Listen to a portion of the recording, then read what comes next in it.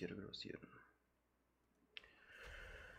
Ay, ¿qué pasa, chicos? Pues nada, aquí estos bots están aquí en Bastión, en esta zona específicamente donde está el cruce, está Y.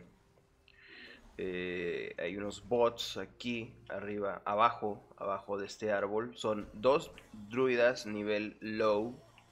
Los dos druidas tienen el nivel 58, 59 aproximadamente.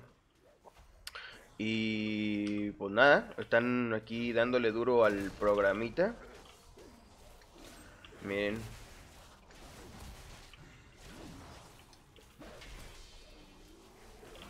Son esos dos druidas. Si yo luteo, miren cómo desaparece. Están farmeando cueros. Y en la parte de aquí arriba también hay otros dos bots. ¿Sí? Estos mierdas tienen aquí desde las 8 de la tarde del día de ayer.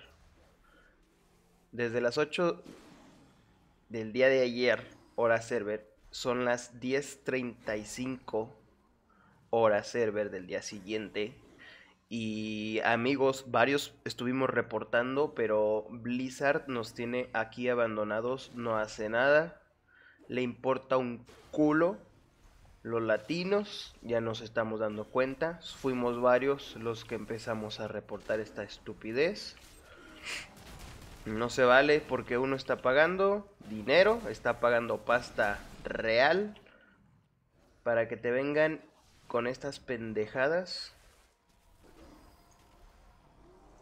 Ya se les ha reportado varias veces.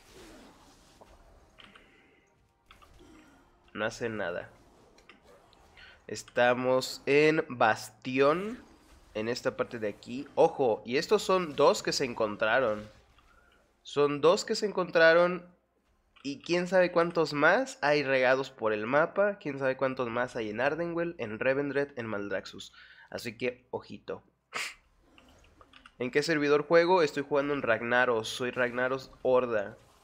Y aquí tenemos estos cuatro hijos de puta con el PvP activado. Si eres alianza amigo, date una vuelta por acá y párteles su puta madre. Mira nada más.